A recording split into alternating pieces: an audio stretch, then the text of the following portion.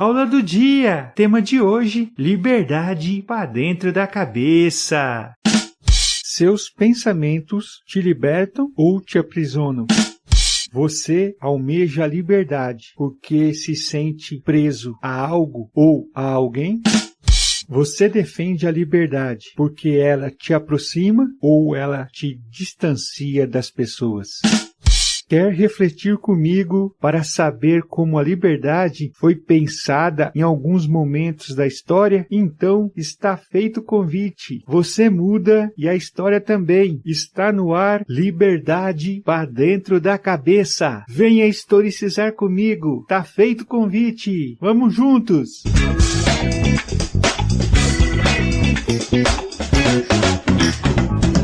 Ultimamente tem-se ouvido falar muito sobre liberdade no Brasil. E automaticamente, quando essa chama se acende, a gente tem que pensar como seria possível conceituar esse termo. E de antemão eu falo para vocês, existem várias definições de liberdade. Inclusive porque é um conceito que muda conforme o momento histórico e o grupo social no qual está inserido. E é tão interessante falarmos sobre liberdade porque, ao mesmo tempo que é um tema com grandes tratados filosóficos a respeito, também está presente nas nossas ações diárias, nos nossos comportamentos individuais, familiares e profissionais. Tentando encontrar um fio condutor para a nossa reflexão, achei importante realizarmos um recorte a partir das concepções burguesas do século XVIII sobre o que seria liberdade. O imaginário burguês daquele contexto se viu com um ímpeto grandiosamente revolucionário, até porque eles queriam e conseguiram enfraquecer e derrubar o antigo regime, marcado pelo absolutismo, pela sociedade estamental, pelo mercantilismo e pelos privilégios de um grupo perante os demais. Eu falando por aqui e você pensando por aí. Afinal, o que a burguesia europeia do século XVIII pensava sobre os princípios de liberdade? Então, vamos lá. Liberdade para ir e vir. Liberdade para expressar suas ideias, seus pensamentos. Liberdade para vender e comprar sem precisar do Estado controlando as relações comerciais. Liberdade para dispor de suas forças de trabalho sem qualquer tipo de obrigação servil. E claro, com todas essas convicções a partir de um preceito que seria a igualdade da lei para todos, que todos deveriam seguir os mesmos princípios da lei. Tão longe e tão perto. Os ideais da Revolução Francesa se transformaram em ícones da liberdade ao longo do mundo contemporâneo, inclusive influenciando várias constituições republicanas a partir dos ideais de igualdade, liberdade e fraternidade. Os ideais iluministas tão presentes entre os revolucionários franceses trouxeram uma marca para o nosso presente. A ideia de poder legislativo, poder executivo e poder judiciário. Esses poderes que agem na nossa sociedade atual, se caracterizando pela independência e igualdade de forças entre si.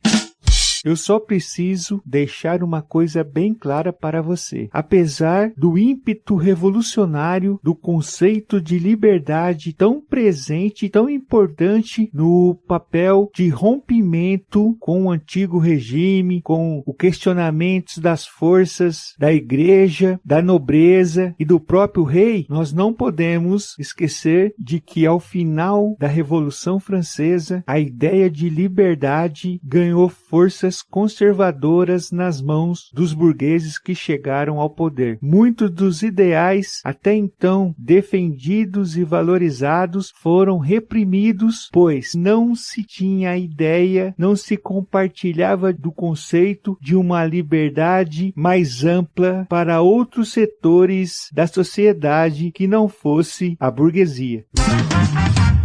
Liberdade para dentro da cabeça. Esse é o tema do nosso episódio. E chegamos no século XIX para contar para vocês que o termo liberdade ganhou ares incendiários e interpretações conflitantes. Acompanhe comigo o raciocínio. A maioria dos países americanos ainda eram colônias europeias. Influenciados pelos ideais revolucionários de liberdade, almejam e conquistam suas independências perante a Portugal e a Espanha. Inclusive o Brasil, que em 1822 conseguiu a sua independência. O nosso querido Brasil traz um belo exemplo para que eu possa mostrar para você exatamente como seria a interpretação da liberdade a partir de dois primos. Por um lado, nós vamos ter a nossa elite brasileira querendo o rompimento da colonização, do domínio, do sequestro de nossas riquezas por parte de Portugal. No entanto, por outro lado, os negros, que ainda eram escravos, também possuíam a vontade de serem livres, de conseguirem a sua liberdade perante seus senhores e suas senhoras. Percebam que interessante. Ao mesmo tempo que a elite queria o rompimento com Portugal, ela demorou muito e muito para aceitar a liberdade dos negros. E quando ofereceu a liberdade, esse documento era cheio de restrições, preconceitos e estigmas, fazendo com que o negro não fosse incorporado após o fim da escravidão como um verdadeiro cidadão com seus direitos e deveres. Sacou? Como é possível a liberdade ter uma interpretação para um grupo e uma interpretação para outro grupo? Como pode a liberdade ter um valor para um grupo e outro valor para outro grupo? É por isso que eu deixo para você essa reflexão, um questionamento. Como o conceito de liberdade esteve presente na nossa história, na história do Brasil? Para te ajudar a responder a reflexão proposta sobre a liberdade no Brasil, eu preciso trazer à tona o Brasil do século XX. E claro, como a liberdade foi suprimida da nossa sociedade. Isso mesmo! Você acredita que durante o governo Vargas, de 1937 a 1945, o Brasil viveu a ditadura do Estado Novo, onde Vargas suprimiu o direito das pessoas pensarem valorizando a liberdade de expressão, pensarem o direito de ir e vir, e pensando na ausência de liberdade. Como não citarmos como exemplo também a ditadura militar ocorrida entre os anos de 1964 a 1985, o famoso Anos de Chumbo, no qual atos institucionais foram criados como forma de coibir a liberdade de expressão, a liberdade do ir e vir, a liberdade de pensar de forma diferente do governo.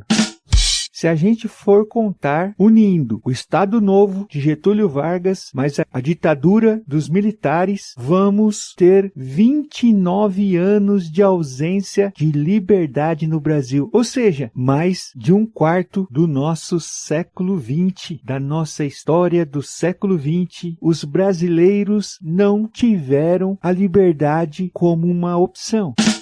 Nas mãos desses ditadores, o Estado se colocou como opressor, repressor, injusto e com posturas totalmente antidemocráticas.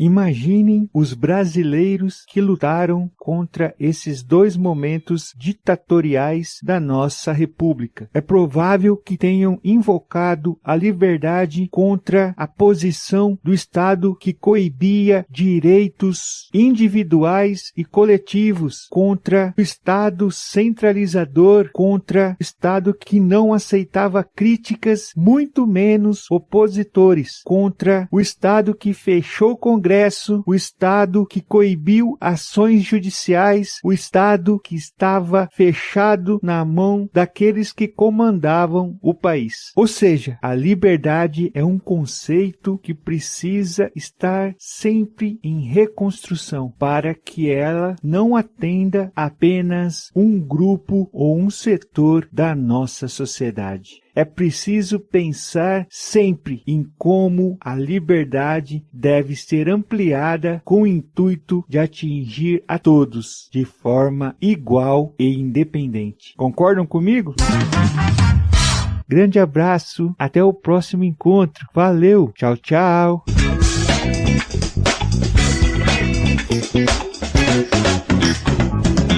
Aula do Dia é uma produção Projeto Sementes Dementes.